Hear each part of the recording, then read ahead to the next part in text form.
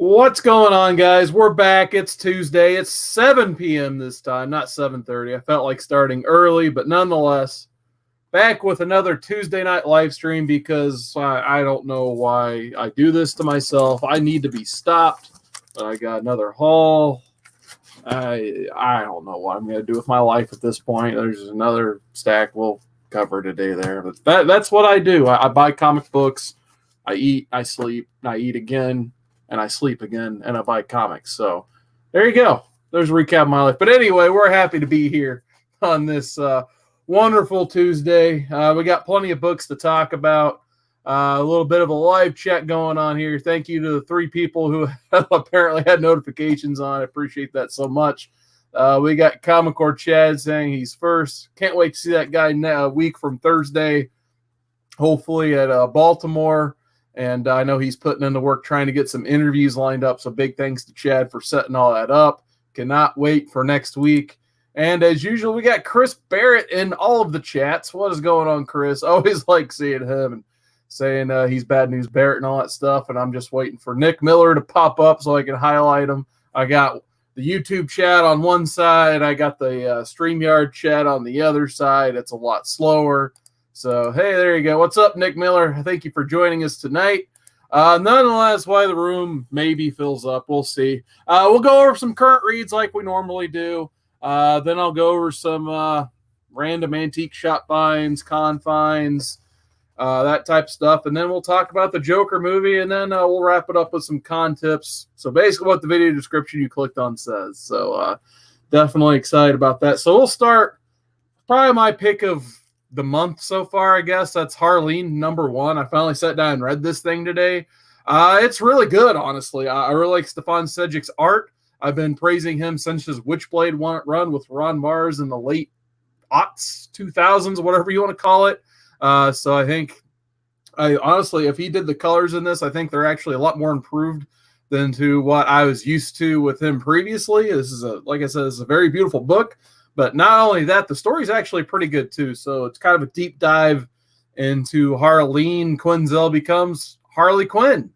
So definitely looking forward. I'm assuming I don't know if it follows the formula of the other Black Label books and it's a 3-issue mini or how long they're sticking with this. But I might have to add this to the pull list or at least try to get them from in-stock trades at $5 a piece as long as they're ordering them over there.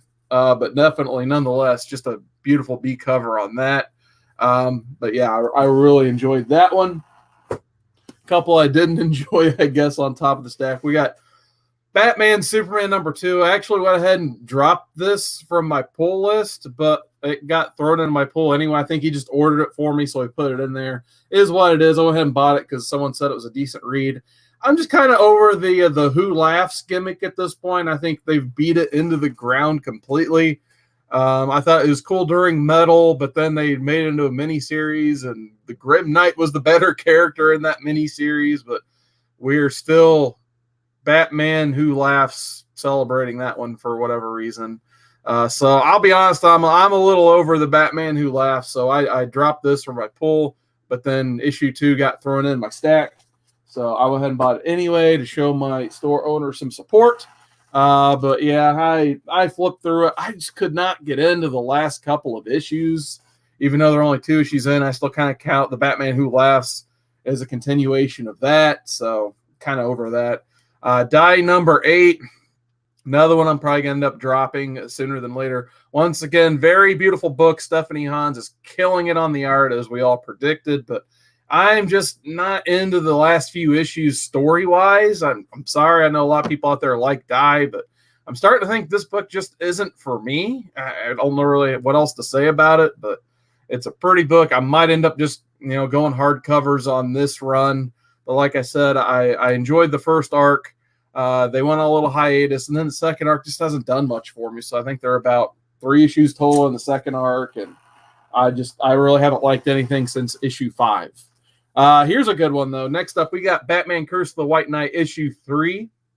This story is actually starting to pick up and get really good. So there's a twist. I guess we'll go ahead and spoil it. So if I'm holding up the book, I'm going to talk full spoilers for this book. So when I put it down, we're done with spoilers. So if you guys haven't read this, as long as I'm holding it up, definitely feel free to enjoy the spoiler discussion. Otherwise, I guess take the earbuds out or what have you. But anyway, in this one, we find out Harley Quinn is having twins, and basically Batman wants to try to use her as leverage to get Joker to get back to his Jack Napier ways. If you guys read the whole first 8-issue arc of this saga or story, whatever you want to call it, you might remember that Jack Napier was kind of like the savior of Gotham. He was actually kind of a good guy. Joker was his kind of alter ego. Now the Joker is fully taken over again, and Batman and Bruce wants to try to get him back. Meanwhile, they're dealing with Azrael a lot. He has blown up Wayne Manor and the Batcave.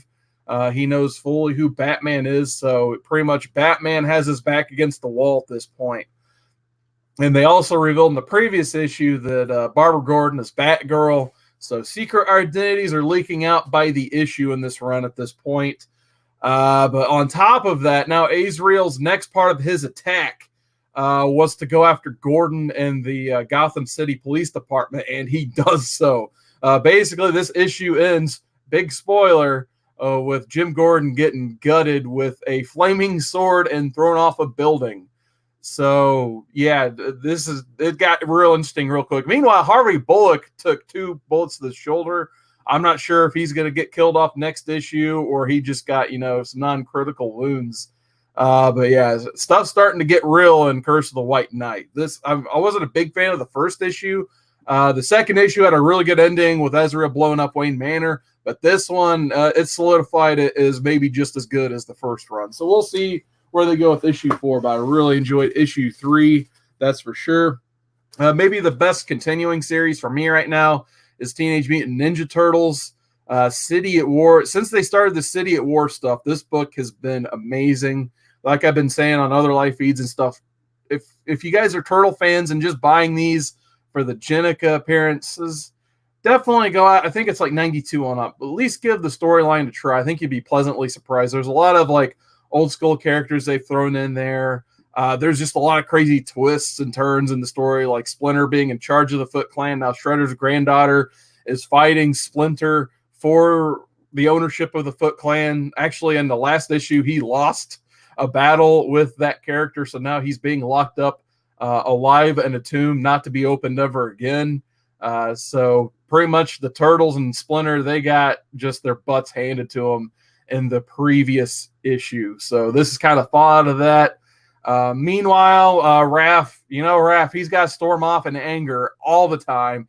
98 issues in, he's still going in on his own. So he teams up with a character named Old Hob, who has pretty much his origin stories like the first run of this run of Turtles, way back in like issue 1 on up. So basically, Old Hob teased a little bit of a face turn, to use a wrestling term, but we kind of find out his true agenda in this one. Raph teams up with them, but immediately regrets that when Old Hob lobs a mutagen bomb in a live crowd of people, turning all of those people into mutants, and that's where this issue ends.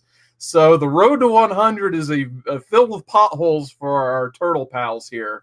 But yeah, their shells are definitely against the wall in this one too. So I am really enjoying this book. Every issue has this like crazy ending. You just can't wait for the next issue. So definitely, if you guys are Turtle fans at all, now's the time to hop on. So big shout out to Chad 90 Miles from Comics for getting me hooked on this at the exact right time. I needed to get on there. But yeah, this book, it's definitely Turtle fan friendly. So hop on if you can. It's really good. Before I keep going, I want to get into this chat because everybody keeps hopping in here, and I haven't had a chance to say hi to a few people yet. We got Comic Books NYC in the chat. What is going on, man? I know he had a blast this last weekend with Jeffrey Comic-Con Henson and a lot of others at New York Comic-Con. So definitely one of the coolest cons around. I would love to try to go one year. But fortunately, this year was not the year because I'm saving up for Baltimore, and I just got done with Cincinnati and Indiana. And I actually had a local con this weekend, too, that I went to for a couple hours. So I keep finding ways to drain my bank account.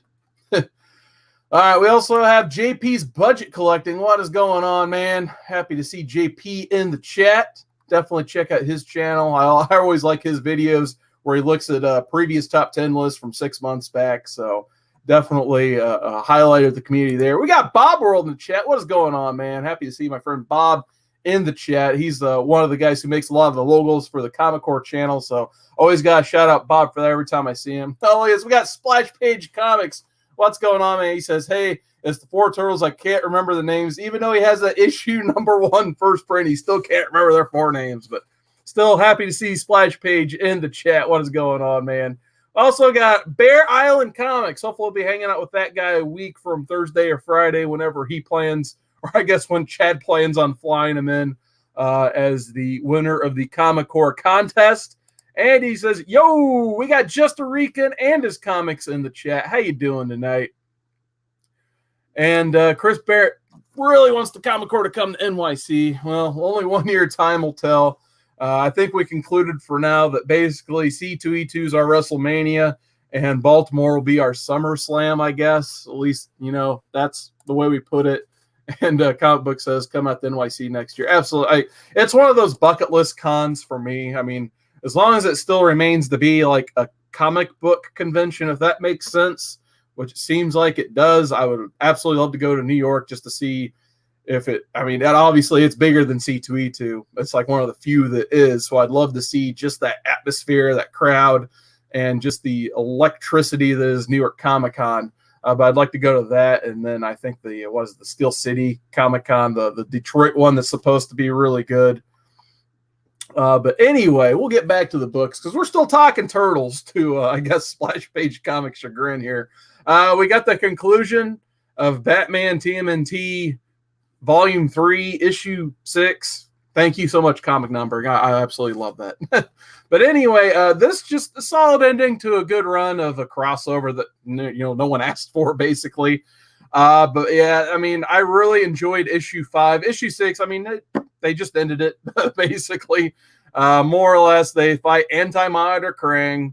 There's multiple Turtles. There's Turtles from the 84 run fighting at this point. We got whatever you want to consider the modern era of Turtles. You got 2 Batmans. So there's like a 70s kind of Adam West style Batman ring around, a normal Batman, Splinter, Shredder, April O'Neil, Casey Jones. All these people are fighting. And even Shredder is on the side of Batman Turtles to get his universe back. So a lot of fun. They're just throwing everything at the wall at this point. If you guys like reads, like basically I'll compare it a little bit to Spider-Verse. If you like the first volume of Dan Slott's Spider-Verse and you're a fan of Batman and Turtles, this read is probably for you just because James Tynion IV, he's just throwing everything at the wall. And if it sticks, it's going in the books. So it's a lot of fun for sure to read that one. So I recommend waiting for the trade at this point. Obviously, since it just wrapped up, probably be a month or two before they release a hardcover or a trade. So definitely look for that, or just wait for one of the apps to throw it on for free. You know how that goes.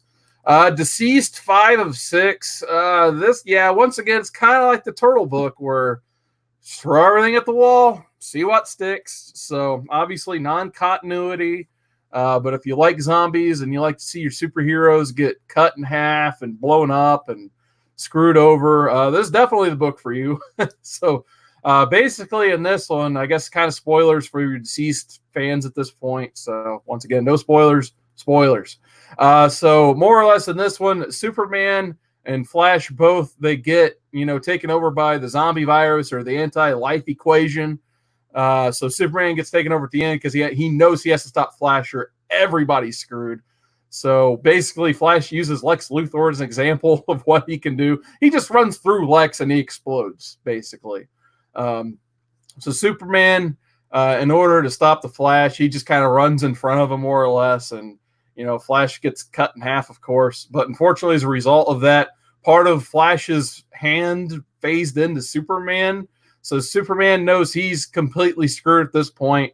And the issue ends with Superman trying to fly as far away from Earth as possible. But unfortunately, by the time he even gets near the sun, he is already infected. And he starts to fly back towards Earth. So with one issue to go, I'm calling that these guys are all screwed. So there you go. Spoilers over, I guess. We got some Marvel action. So Fantastic Four, number 15, from the Dan Slott run. Continues to be a fun run. Basically, they Reed Richards and the Human Torch have put together the Marvel 1 again, which is the ship that they originally took into the cosmos to get their powers, except this time it's obviously called the Marvel 2. So they end up flying to their original destination they were supposed to get to, and of course, it's filled with aliens that originally don't speak their language, and basically they just wreck most Fantastic Four, as you know, the beginning of a storyline goes. But somehow, of course, Johnny Storm ends up being the soulmate of one of them because it's Johnny Storm, and you know how his life goes, and that's kind of where we cut off. Luckily, at least Reed Richards comes up with a communication device so they can all understand the aliens. So it's kind of interesting the way they write this one. It starts off actually on the alien planet, and you see it through their point of view where you understand their language, but you don't understand the language coming out of the Fantastic Four's mouth, except unless you understand it's clobbering time and whatever alien language this is. So I thought that was kind of a cool touch there. So that was a fun one. Young Justice number 9. They're still hopping through galaxies. Get to the point, Bendis, please, for the love of God, get these kids back home. Basically, the Young Justice team, they're trapped right this second on Earth 3, which is the evil DC Earth and the multiverse, basically. And, of course, when you go to Earth 3 and you're a hero, you usually end up fighting a villain version of yourself, which is exactly what they're doing here. So nothing too crazy. Probably the most intriguing storyline in this is Robin finds spoiler Stephanie Brown, the Earth 3 version. She's basically the good guy Robin on this Earth. So, of course, you know, my problem is Tim Drake. He's supposed to be almost like a Batman level of smart, but he's still, you know, he's kind of letting his pants speak instead of his brain in this one. And I don't like that version of Tim Drake. So just give me the smart version of Tim Drake, or let James Tynion take this one over since he's done with the Turtle book or something. But I don't know. I'm almost done with this book, Bendis. I don't know what we're doing here. But nonetheless, still fun to see my boy Connor Kent, Superboy, in the mix of something. Here we go. We got Angel number 5. So they're getting ready to start the Hellmouth crossover, which basically it's going to tie bright. Finally, it's going to bring Angel to Sunnydale so he meets Buffy in this continuity. Because if you guys haven't been keeping track of the Boom Studios stuff, this is not in the continuity of the TV show anymore. They have established it's almost like their ultimate universe. If that makes sense. But nonetheless, I've actually really been enjoying the Boom Buffy stuff. In this one, we get introduced to their version of Charles Gunn, who was on the Angel TV show.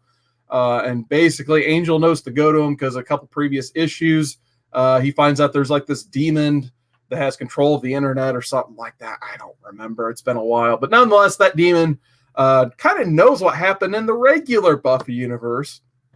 So it's going after these characters that normally Angel would team up with, like Fred, Gunn. We haven't seen Wesley yet, but I'm guessing he's probably going to be very soon at this point. But nonetheless, he goes and saves Gunn's hide because he knows Gunn is going to be a target of this demon, and he's already got Fred on the team. So basically, he sends Gunn to Fred and wherever Angel's living at this point. It's not quite the hotel we've seen from the show. But then Angel gets drawn to Sunnydale because, hey, it's the Hellmouth Prelude. So I believe the next issue for the crossover is Hellmouth number 1, which is like the special. So we'll get to see them finally meet up for the first time in that universe. We got Shazam number 7. I forgot this book was coming out for a second. It took so long. So I don't know if it's Johns is the one. I'd imagine it's Johns is the one delaying the titles at this point. But, you know, I love me some Jeff Johns. He's doing some phenomenal work for DC Entertainment right now, so I won't fault him too much. But nonetheless, in this one, Shazam finally reveals his identity along with Mary Marvel to their foster parents. So they are kind of clued in on what's going on with all the kids and why they're the only two at the house at that point. Meanwhile, after, you know, we get Taki Tani, he saves whatever they're calling Captain Marvel Jr. now. And the little girl who's, you know, you might have watched the movie. Like I said, I'm still trying to memorize all their names. And then on top of that, the issue ends, like I said, it's kind of a spoiler. It's Shazam going through a graveyard, and he sees a gravestone that says Captain Marvel on it. So there's a lot that's going on there. So I guess Shazam versus Captain Marvel is going to be issue 8. So, yeah, they're bringing back the Captain Marvel name already. So kind of neat. All right, before we keep going, once again, we got to get into this chat because we still got people hopping in, which thank you guys so much. We got Comics of Bueller chat. What's going on, man? He says, Seawood, what a great ending to that pay-per-view. Not. Yeah, I'm so glad I'm on WWE break right now. My God, what were they thinking? I'm still like looking at the news reports, the Twitter feeds and that stuff, but I'm not actually watching the show. But yeah, they managed to kill the Hell in the Cell gimmick. They buried the Fiend, and they turned their biggest baby face into a guy who gets garbage thrown at him, all within one match. So, good job, Vince. Like, I didn't know it was possible to be that terrible, but good job. That's got to be an achievement and just awfulness.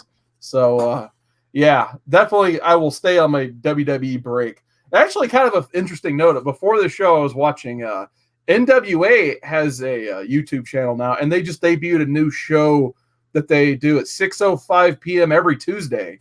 So, and they have a really old school setup, like it's the old school, like Four Horsemen, Ric Flair style setup. And Jim Cornette is their color commentator. So it has a very old school feel to it. So I actually might end up just watching that in AEW instead of anything WWE puts out for the rest of the year. So kind of interesting enough for you wrestling fans out there.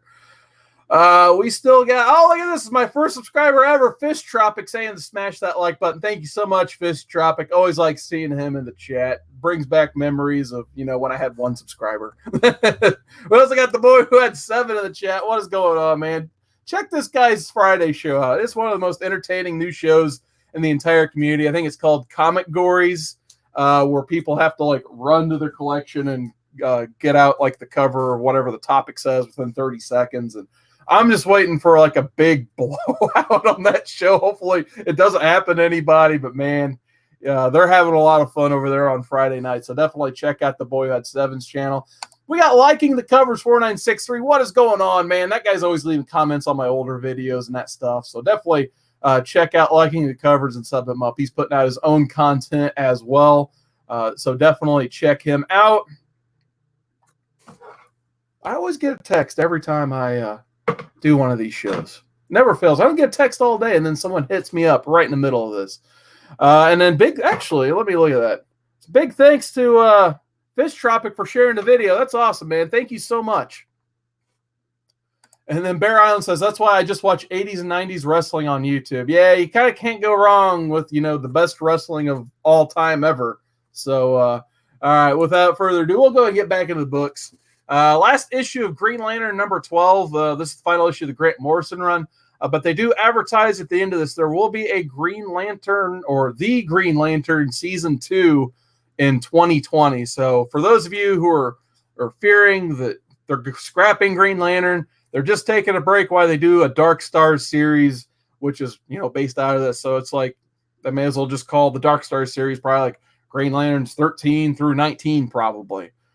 So Hal obviously gets put on a break in this, and then we're going to follow the Dark Stars, which have been in this book as well. Kind of portrays bad guys. So I'm really curious to see what a Dark Stars kind of mini-series is going to be like, and, why we're going to buy that and root for that team. But, in Grant Morrison, I trust. And speaking of Grant Morrison fans, look who just joined us. We got the Great Legend Show in the chat just in time for the Green Lantern book. I know he's a huge fan of Green Lantern and Grant Morrison, so I'm guessing once all of these issues come out, some more things are going to start to make sense. But I keep saying this, the highlight of this book for me is Liam Sharp and the way he draws the aliens and that stuff.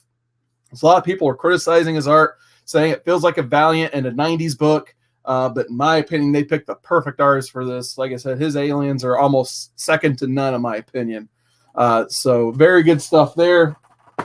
Couple cover buys for me. I gotta still do the cover buys for some reason. I know we're all guilty of it. So I ended up getting Fantastic Four 15, whatever it says, 15-2-1. So I guess this is the B cover. Okay, cool. I know Marvel has like Y and Z covers at this point. This is just the B cover. But I had to get my guy J. Scott Campbell. I love me some J. Scott. And he did this Mary Jane variant. Don't know what Mary Jane has to do with anything. But there you go. J. Scott Campbell drawing the Fantastic Four. Love it. Fine. I did not think I was going to find this cover. I actually went out of town And I was just driving by a store. I'm like, I hope they have this cover in stock because I missed it the week it came out in my local shop. But I got Catwoman 15 Art Germ variant. So I had to get my Michelle Pfeiffer 90s style cover. Absolutely love it. I think this is the best cover in the run for sure. So I was very happy to get that. And behind it, they just had this, so I picked it up because they didn't have this one already. So issue 12, kind of like the old school original incarnation Catwoman. So figured why not? I was at that store, didn't want to just run my credit card on one comic book. So yeah, I ended up getting 3 comic books instead of just that one because, like I said, I don't know why I keep picking stacks upon stacks up. I have problems apparently. So like I said, everything I just showed there that second, we still have to cover. So but before we cover it, we'll get back into the chat one more time, and then we'll go ahead and hit some antique store hauls here. We got the Mastodon Comics and Collecting. What's going on, man? Says he's just popping in. He's watching Lost Boys tonight. Yeah, definitely. I've been enjoying me some Halloween movies since, October rolled in. We're 1 week into October already. And I already watched some Lucio Fulci Gates of Hell trilogy. Never watched that before, so that was awesome. What was the other one I watched? I think it was Mario Bava's son in the 80s made a movie called Demons. And that movie was awesome. If you guys like just like an 80s cheeseball movie, but it's done in the Italian style, it's pretty nuts. So definitely check out Demons. It's all these movies are on Shudder, which is the horror movie streaming service. So a lot of fun to have on Shudder. I watched more Shudder since I reactivated than Hulu and Netflix combined. So I've had a lot of fun watching that stuff on there. And then Mastodon says he watched Candyman last night. Haven't seen it in years. Yeah, I'll probably end up watching Candyman this Halloween. I think I was told they added it to Netflix, if I remember right. And Legend loves him some Green Lantern still. Fish Tropic loves some. Oh, man. Actually, I think I saw Lawnmower Man in theaters when it came out. I didn't know my little kid brain could not process Lawnmower Man when that thing came out. And I probably haven't seen it since. So, yeah, love me some horror movies. All right, so next up, I got some cool antique shop finds here. So occasionally I'll drive an hour to the west. You guys probably heard me explain this seller a million times on the live stream at this point. Basically, he has 2 booths, 2 antique stores, and usually I just try to hit them in one foul swoop. So without further ado, I guess he has a $2 booth, just kind of like his more beat up older books, and then some decently priced moderns. And then he has another booth at another store, slightly higher end stuff. Usually averages from about $3 to $5 per comic. I think everything I bought from him was either $2 or $3 at this point. So I didn't break the bank this trip, luckily. But got Captain America #3 for $2. Just trying to fill in the holes of the Brubaker Capra, especially when it comes to the Return of the Bucky stuff. So these out of time ones are good ones to get, especially if you can get them for less than cover.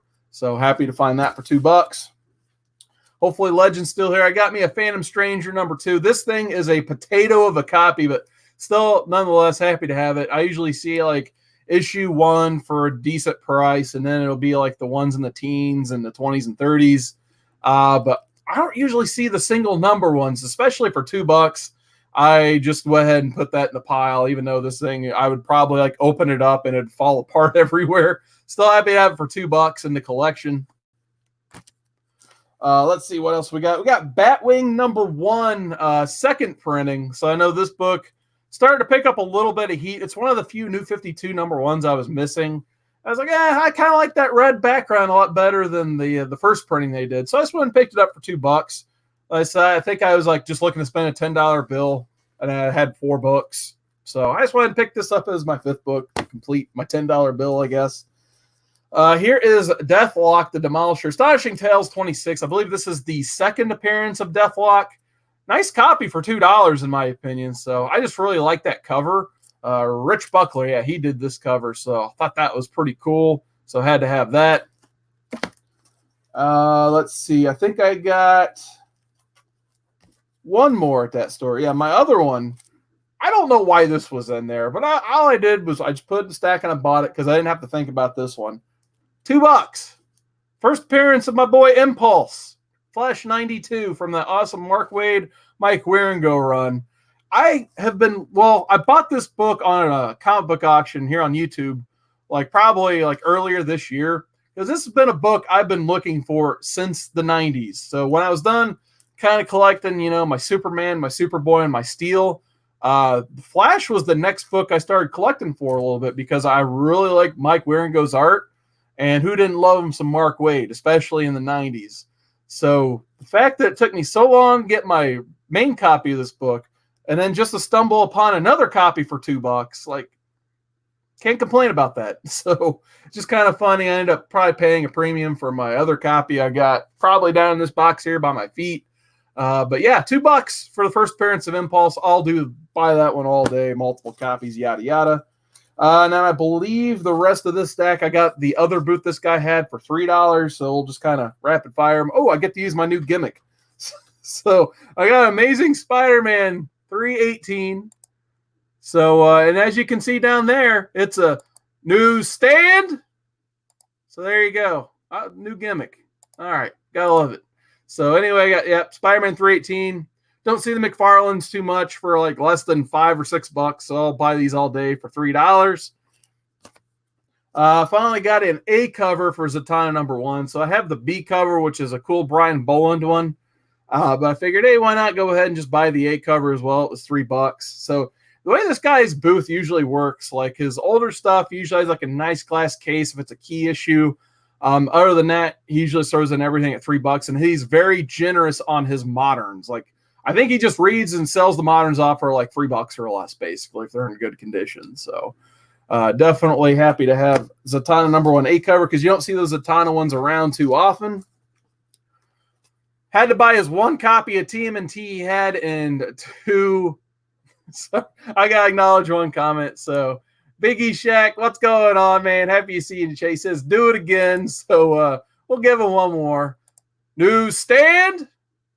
So there you go. That was I only had one newsstand for the night. So there you go. I just went and did it twice for Biggie Shaq. But nonetheless, happy to see Biggie Shaq clanging and banging, going down Santa Monica in the chat. Like I said, Turtles 13, trying to fill out those TMNT runs. It's volume 1. Definitely happy to find these in any way, shape, or form at this point. I say it all the time. These turtle collectors, man, like me, we buy the books, we hoard them for the rest of our lives, and they never get put in dollar bins or anything like that. So every time you see a Turtles book, you almost may as well just go ahead and pick it up, because you're probably not going to see it again. Then we got some 70s horror from DC. We got House of Secrets 107. Oh, definitely need to rebag that one. Once again, $3 for 70s DC. You cannot beat that. So I thought that was an awesome copy of that. Also picked up House of Secrets 99. So we're edging closer toward that 92, maybe. You never know. So very happy to find these in any shape or form. This copy for $3, it is not in bad shape at all. It just has a little, like a letter R someone wrote there for some reason. But other than that, very nice copy for $3. I cannot at all complain about that. And then here's an interesting one for my last purchase. I mean, it's a beat up copy. It has some tape pull issues. It's missing a chunk on the very side. But for $3, let me know, you guys in the chat, if you would have bought this for $3. Hellblazer #1 for $3. Think I'm good. I do not have a copy of this in the collection. So for $3, I'm just like, screw it. I'll go ahead and buy it. Why not? I mean, it's ticked off on the side. Like I said, it's got a little tape pull there. I just noticed there's a chunk missing from the cover up top. But hey, $3, first copy of Hellblazer. So why not add to the collection? At least have a fun reader copy, because why not? All right, so let's see what else we got next here. I think these are my con pickups from a local con that was going on here in Bloomington. So once again, we got some more House of Mystery.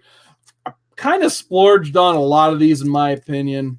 There were only 3 booths selling comics. The rest was like toys and pops and stuff. So really this con wasn't for me, because I don't collect tons of toys. You know, I got one toy to show off tonight. Most of these were $10, which is usually way above my price point. But nonetheless, I went ahead and I needed to buy something. I like supporting the little guy, the local con. So I definitely at least wanted to leave with something because I bought my way into this con. So I think this one I paid $5 for, and the rest were 10. So it has a mystery, 195. It's got a 1971 Wrightson cover on that. Pretty good shape in my opinion for $5. But yeah, really cool cover. Thought that was awesome. Next up, like I said, $10, man. I don't like paying $10 for my books, but honestly, I think most of these, there's one I probably should have passed on, but I picked it up because I'm a sucker for it, and you'll see why. But nonetheless, 191 House of Mystery, $10, but it's a beautiful copy. I mean, for probably, what was the other one? 195. This probably came out in 1970, 1971 as well. And there are very few flaws on this copy, so I think this is worth $10 all day to me to have in the collection. Just a beautiful copy of that book. And had to get my boy Animal Man. Wish it was $5 or less, but I splurged and paid $10 because I don't see too many of these Animal Man Strange Adventures. I'd like to at least collect all of these because I already have the first appearance and the first appearance of the costume where he's called A-Man. Shouldn't be too big of a chore for me to get the rest at this point. But yeah, I saw this and immediately just put it in the pile because I was planning on leaving with something. So thought that was a lot of fun. Cool to get that. The other one I bought from that guy, and this is definitely, in my opinion, worth all $10. Swamp Thing #7. So I was looking for just 2 issues of the Wrightson Len Wein Swamp Thing run. It's 1 through 10. I was only missing 7 and 9, and luckily I found a copy of issue 7. This thing is a beaut. So the only thing that's on that cover, and I know some people like this gimmick, we got that date stamp on there. So it's got a date stamp. Now, I don't think there's a single spine tick on this bad boy, and any defect is pretty much pressable. So I thought this was really awesome. Been looking for this one for a minute because it's the Batman issue. But yeah, I mean, for $10, this thing is a clean copy. The back is vibrant white. So this one's definitely staying in the collection. I was extremely happy. Probably my favorite find of the whole day. And then there's another, it's kind of weird. Like 2 out of the 3 booths, and another one I wasn't going to look at because they weren't even bagged and boarded. Some dollar comics and everything just beat the crap in these guys' bins. So I just skipped over the third one. Because it was starting to rain. I didn't want to get this stuff wet, obviously. So I ended up dropping a $20 bill at this guy. And this is the book I was a huge sucker for. Honestly, if I looked closer at it, I probably would have passed. But nonetheless, it's a Superman 74 4th printing that has the DC Universe logo variant. So I'm definitely slowly starting to accumulate a lot of these DC logo variants. This one, it does have some spine ticks along the side there, and I didn't notice it until I did a close look before we started, but there is a little bit of staining from something there. But nonetheless, it's still cool to have a 4th printing with the DC logo variant. I think there's only maybe 1 or 2 of the Doomsday books that are rarer than this one, so love me some Doomsday storyline. I love me some DC Universe variants, so I figured why not go ahead and pick that one up. The main one I picked up from that guy's booth is the TMNT Adventures #1. Correct me if I'm wrong. I think this is the first Bebop and Rocksteady in comics, if I remember right. Maybe the first Krang, too, if I remember right. But been looking for this one for a solid minute now. I have the other TMNT animated #1. I actually have a couple copies of that. But this one continues to elude me. And every time I see it, it's like $15, $20 or more for some reason. And I was kind of really hoping to find it in a dollar bin eventually because a lot of the TMNT Adventures do trickle through into being in dollar bins. But this one's the exception for me. And at least on this one, there's not a lot of flaws or anything that I can find on it. So I thought for $10, I'm just going to go ahead and leave with this book. Because like I was saying earlier, the Turtle books, especially the ones you actually want, you don't see too often. So I was extremely happy with that purchase at least. Don't know if I was thrilled with this one, but still cool to have in the collection like this one, basically. So $3. So those were the hauls there. Before I get into the last stack here, we got to get into the chat once again because we still got people hopping in, saying hi and all that stuff. So I've got Brandon Stawinski. What is going on, man? I know he knows him some turtles, so I guess he showed up at just the right time. True Manchu wouldn't have bought it for 25 cents. I think they're talking about the Constantine. Yeah, good old Drew. It's not a Marvel book, so he probably wouldn't pay 10 cents for it. Chris Barrett says, the last book I bought, I paid 21 cents for. So hopefully it was a good book. Brandon likes that Swamp Thing 7. And he confirms the first Bebop and Rocksteady. So awesome, man. All right, so let's see what else we got here. I actually went up to a Half Price Books up north of me yesterday, so I ended up getting some good stuff there. I wanted to go see the Joker movie in a better theater than what's around me, so more on that in a little bit.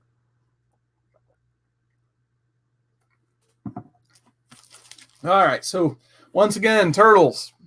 I see Turtles, I buy Turtles. That's how it goes, basically. So if I remember, I think this is issue 33. It's the only Turtles comic they had in the building. It was $1.50. You know, that's going in my pile all day, every day, especially since it's first volume. So I thought that was awesome. Here's what I didn't expect to find for $2. We got The Walking Dead 164, but it's the anniversary. I believe it was the 25th anniversary variants. So I don't know if these are like 1 in 25 or 1 in 10 or what have you.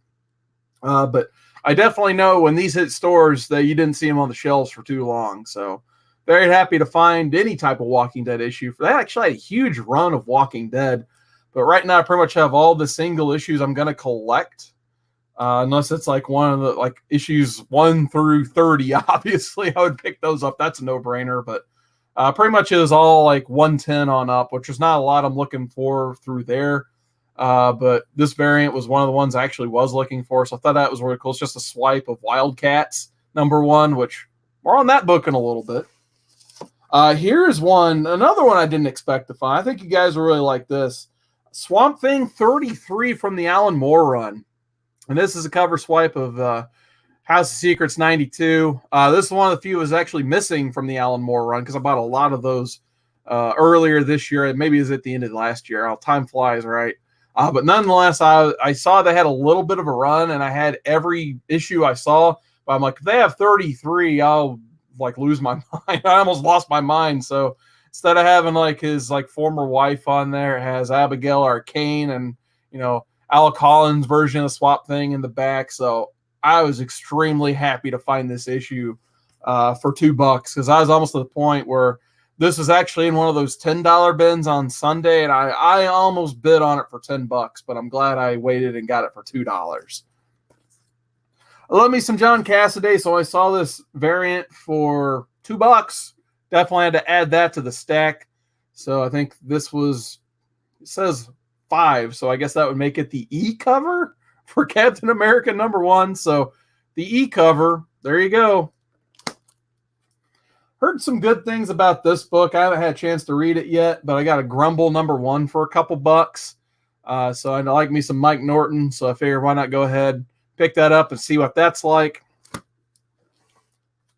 Like I said, DC Universe variants, keep finding them. I'll keep getting them. Batman 522. Cool Swamp Thing cover as well, so you can't beat that. Decided to get it because, hey, DC Universe logo, why not? Got an early run Chew issue 15. It's like a gatefold Last Supper cover swipe, I guess. So thought that was cool to find.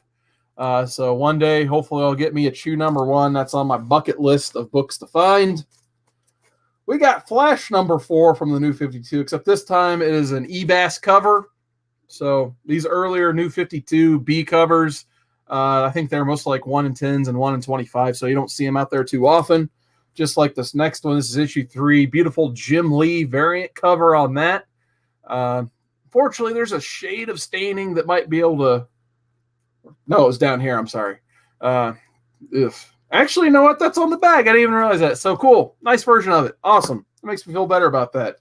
Shout out to Comic Core Chad. I believe I'm going to gift this book to him. But this is Superman Batman issue 26. It's the Sam Loeb tribute issue. So there's 2 covers to this that were a 50-50 split. The other one I actually have up there on my wall.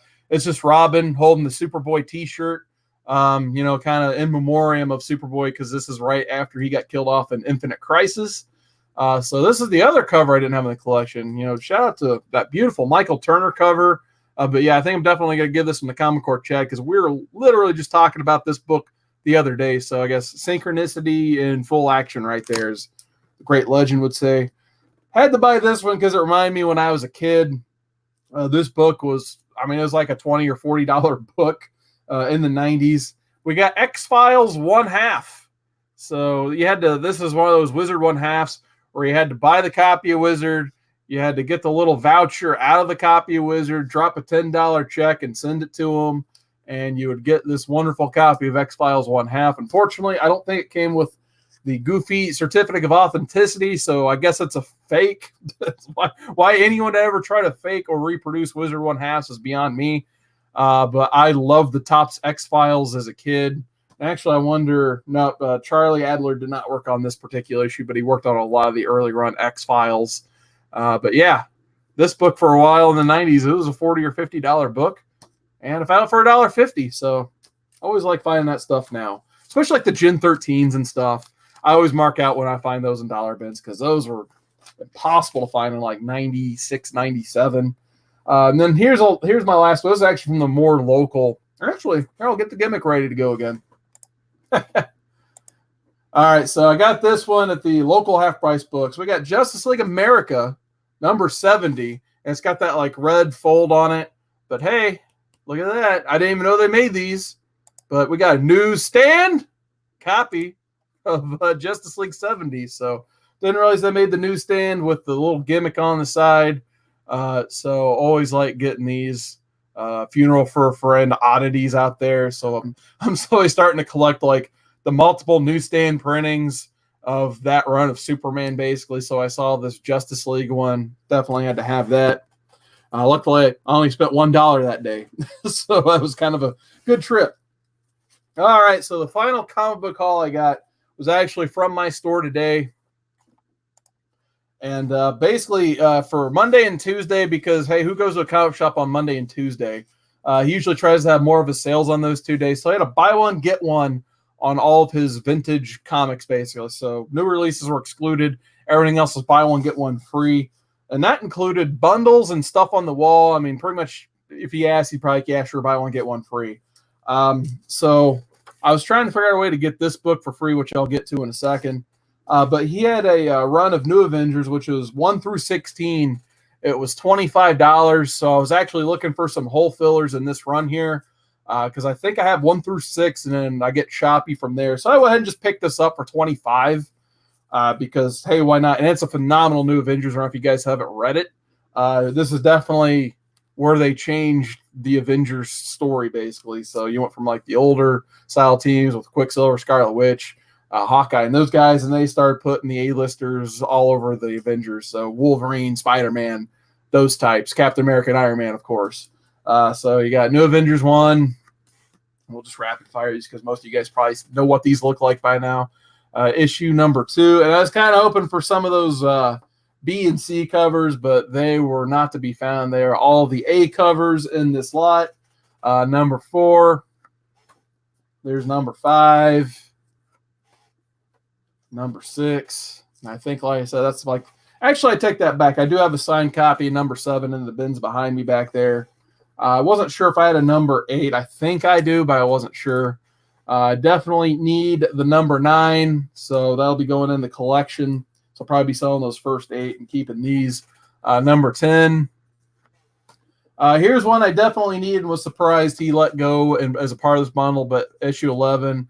I guess this is the first Ronin, I guess. So I definitely wanted to complete this run, and this one was going up in price. So main reason I got it, honestly, to get that issue 11 for, you know, a very affordable price around the dollar mark. 12, so the whole Ronin storyline's in there. 13. Very beautiful Frank Cho art, number 14, Spider-Woman. I think I have this one maybe signed by him, issue 15. And then I don't think I had issue 16, so this one will probably be staying in the collection. But I spent $25 on that, so I got this book right here for free. He had this one on his wall for $20. I might end up getting this one signed at Baltimore. We'll see. But this is the most 90s book I could ever imagine finding. Let's get that glare going. Oh, yeah, look at that. This is Wildcats #1, the gold edition. I've been looking for this one for a long time. I am a sucker for Wildcats and just 90s gimmick style books in general. So this book is completely up my alley. So look how dang beautiful that is. There's only one minor flaw I found like on the back where it's just kind of like a defect flaw in any book where it's kind of almost a little dog ear on the back because it's just solid black on the back of this basically. But the front of this is cherry mint.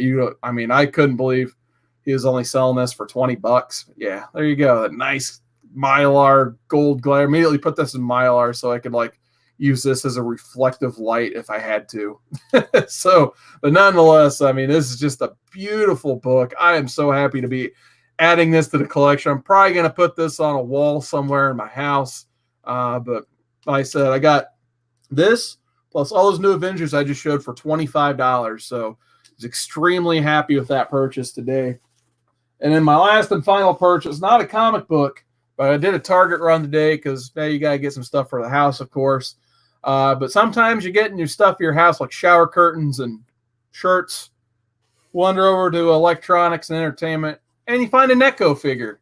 So I got this NECA Nightmare on Elm Street Dream Warriors figure, and this thing is awesome. So I was going to try to stick to just Turtles on these, but this Freddy got me because Dream Warriors is my favorite Freddy movie. Just look at some of the stuff this thing comes with. So you got, of course, Freddy, his hat. It has like the claymation Freddy that kills the one dude when he turns him into a puppet. They got the house that not Nancy, but the other girl puts together. And then they also have the glove with the syringes and that stuff. And then, there's just so much detail that goes into these figures. It's pretty awesome. So, and I always like they use the original poster art for the front of it. So definitely got to find a good way to display this bad boy. But I started laughing out loud in the store when I saw that. So I'm like, yep, be taking that home with me. So, all right, before we get into our Joker quick review here, let's see what the chat has to say. We got the Great Legend says, so I am in my Borderlands 3 backpack menu. Carson Drew leaving my ass like they did in Chinatown. Yeah, I'll be down for some Borderlands 3 Night Legend. Just let me know when you're ready to play. I have nothing planned after this except to, like I said, I eat, I sleep, and I buy comics for some reason. So I already bought my comics today. I already slept today. I just got to eat, and then I can play some Borderlands 3. Oh, yes, we got Silver Age Dave in the chat. What's going on, man? I always like seeing Silver in the chats. I'll definitely have to watch some of his videos on the rewind. Hopefully make some new videos soon. But, man, I love me some Silver Age Dave. We got Ruben Nieves in the chat. What is going on, Ruben? He likes that deal on the gold Wildcats. Just show that one more time. Look at that. Oh, man. Book I never thought I'd own. That's why I said it's kind of like sometimes just goes to prove, I guess, patience is perfect. Buying these in the 90s was impossible. All you got to do is live 20, 25 years more, and you can afford it. So I guess there you go. Chris Barrett says it's a 90s super gimmick book. Yeah, absolutely it is. Looks like Splash will be what? Oh, Splash has a new video. I'll definitely have to check that out. I like when Splash makes videos. They're awesome. They're hilarious. He puts a lot of time into making them. Chris Barrett says, my signed Crimson Plague #1 is by George Perez is a Wizard exclusive. That's awesome. I love me some Wizard exclusives. Legend simply says, newsstand. Absolutely.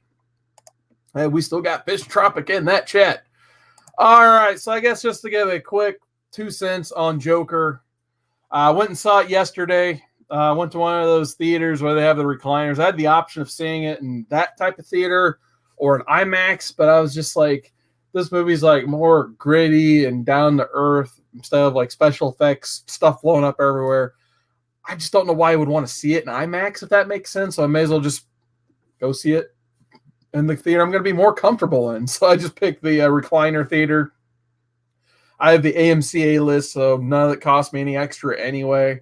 It's just a trip to the theater. It cost me more than the actual theater experience.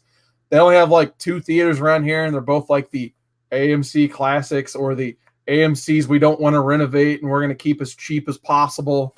So I usually try to venture away from here to watch movies as often as possible. But nonetheless, the movie, I mean, it was okay. I'm not gonna say it was great or give it my official recommendation. The performance by Joaquin Phoenix, he did a phenomenal job in it. It's almost worth seeing just for his performance. The visuals in it, it was shot very well. It looked great. You could just tell like the gritty trash Gotham City they wanted to make. There's even like a trash strike going on. So it just, I mean, it couldn't be more gritty, I don't think. That all being said, though, like there's just, it almost glorifies violence and violent acts to where it's just, he almost goes from being portrayed as a villain to an anti-hero a little bit. And I just can't agree with that. I mean, it's just, I don't know how else to put it. And they do leave, I will say this, kind of spoilers, I guess.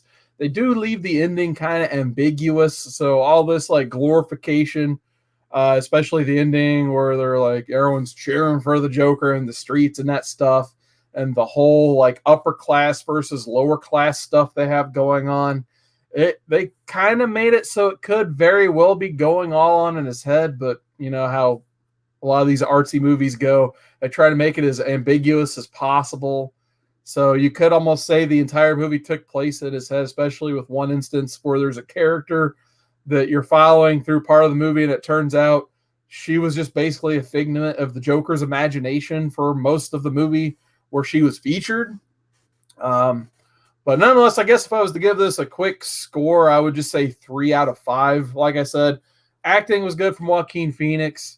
They shot it extremely well. They definitely got the grit across from the screen to the audience as you're watching it. But it's almost like watching Logan a little bit, where it's just, you almost just leave the movie depressed and kind of feeling crappy. And it just, you can't really get behind any of the characters in the movie at all. So I guess if you're looking for a downer of a bad time, go see Joker. But I mean, you don't know, let's go see it, form your own opinion, all that good stuff. I personally wouldn't recommend going unless you just really love movies like A Clockwork Orange and Taxi Driver. If you love those movies, especially for the main characters, go see Joker. That's the crowd it was made for, in my opinion. So there's my quick review of Joker. And then to kind of round this hour of live streaming off, I've decided we're getting ready to go to Baltimore Comic-Con at the end of next week. Getting ready for that. So usually I like to kind of bring in a segment called Con Tips here on the live stream. So I guess do with these what you will. Probably the exact same con tips I covered before I went to C2E2. But nonetheless, hopefully someone will get something out of this. Maybe, we'll see. But I've come together, I tried to put together 5 tips for probably new con goers. So we'll just go ahead and get into the list here. So number 1, cash is king. That being said, though, don't load your wallet up with like $1,000 and lose your wallet. Obviously, there is many instances where cash getting lost, stolen, wallets getting stolen, that stuff. However, definitely keep a little bit of cash on you, because once you hit that artist alley, a lot of them do take square. But in the world now where, you know, sketches are cash only, tons of signatures, everyone's charging $1, $5, $10 for one sig. Obviously, if you're paying $5 for a signature, you probably don't want to run your card every single time. So definitely make sure you take some cash with you. There's ATMs typically at every con, but I've seen it at cons where sometimes the biggest line at the con is the ATM machine. So I highly recommend going to an ATM before you get to the con. Go to one, it'll take your card, run it for free, and take a respectable amount of cash with you, but don't load that up too much, because if you lose your wallet, you are screwed. So con tip number 4, know your limits. And what I mean by that is don't go seeing, like, especially if it's your first time, don't go seeing this giant list of guests and like, oh, I'm going to take 20 books for this guy and 15 books for that guy, because when I first started going to these things, my head was in the clouds. It was huge. Like, I was like, oh my God, I'm going to meet Brian Bendis. I got to take my whole Ultimate Spider-Man run. That was stupid. Don't take full runs of books. Please. Number 1, you're going to piss off everyone behind you in line. Number 2, you're probably not going to make the creator happy. Number 3, your back will be shot. So, or you get one of those wheel cart gimmicks, but then if it's a loaded con, you're getting that thing through the con. It can be difficult. So know your limits. I used to take the absolute editions to get signed to the C2E2. I got an Alex Ross one signed. My brother wanted to get his signed, so he gives me his. Putting 2 of those in the backpack, let alone with everything else, my back was shot halfway through Saturday. So hardcovers are fun to get signed. Usually the creator likes to do head sketches and doodles inside their hardcovers, especially if it's their art book hardcover. They're fun to take, but like I said, make a list, know your limits, take 1 or 2 books per person, you'll be all right.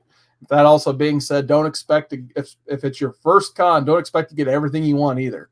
Especially if it's like a bigger one like C2E2, New York, I guess Baltimore. You're probably only going to get 50% of what you want. So don't get your head in the clouds and think you're going to get everything you want signed, because you're going to have to make choices. You're going to have to take books out, especially once you figure out your budget and who's charging for signatures. You're definitely going to have to adjust your plan there. So next one, kind of the smart ass one, I guess, to put, but I'm going to put it anyway because it needs to be put. Hygiene. Use deodorant. Take a shower. Too many times I get to these cons on Saturday and Sunday, and it's just a smelly, terrible experience. It's not a good experience for anyone. So do everyone a favor, and especially yourself. If you're planning on shaking hands, meeting people, all that good stuff, stick a deodorant, bar of soap, maybe some shampoo too. Hygiene. Sounds smart alecky, but I'm not kidding. Take a shower. There we go. Rant over. Next one, do your research.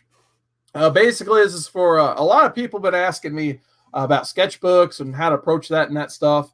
And, my number one pick on that is do your research. There are multiple Facebook groups, websites, that stuff. They'll actually give you the prices, or at least current prices of when they went to get the sketches, the signatures, and that stuff. So if you're planning on getting, like, I'll use Lucio Perillo example. So me and Comic Spectre got a chance to meet Perillo at C2E2. And actually, I should say Discovery Bay Comics, JB was there too. And we knew what to expect in terms of pricing for signatures. It was $5 because it was a comic sketcher. I think it was Scorpion Comics was sponsoring him at that time. So we knew it's going to be $5 signature. So I actually had to take some books for Joker 68. So I kind of had to get with him too and let him know to be prepared. Like if he wants these signatures, this is how much it would cost. So once again, you got to take your budget and adjust from there. And then know the quality of sketch if you want to sketch. So I think his baseline was like $75-ish for a remark at the time. But JB, he slipped a wild card in there. He had a new sketchbook. He's like, "What could you do a remark in this instead of on a comic?" And he went for it. So sometimes you can get lucky, but sometimes you just got to stick with what you find on the internet. And especially with, these groups forming up, like, your Scorpion Comics, your Comic Sketch Art, they're going to have more baseline rates that they use constantly at cons. And then the number one, this one's for Comic Core chat. I always pick on them. My number one tip, it's sleep. You got to sleep sometimes. So if you're going with big groups of people and you're spending 4 freaking days there, you go Thursday to kind of get things ready. And then your con is Friday, Saturday, Sunday, and you're leaving out on Monday. If you go that long with sleeping 2 hours a night, you're going to kill yourself by Saturday and Sunday. So the more you actually get real and be like, I probably need to sleep, you need to go to sleep. So number one, sleep. You won't regret it. Trust me. So there you go. Hopefully one person out there will find that list semi-useful. Probably not, but I don't know. It was a time-filling segment, I guess. I felt like talking about it. Figured it'd be fun. For the 10 people. 10 people. Thanks for watching, guys. That's cool. So hopefully, like I said, somebody got something out of that. Maybe, maybe not. At least a laugh out of the hygiene one. I thought that was funny.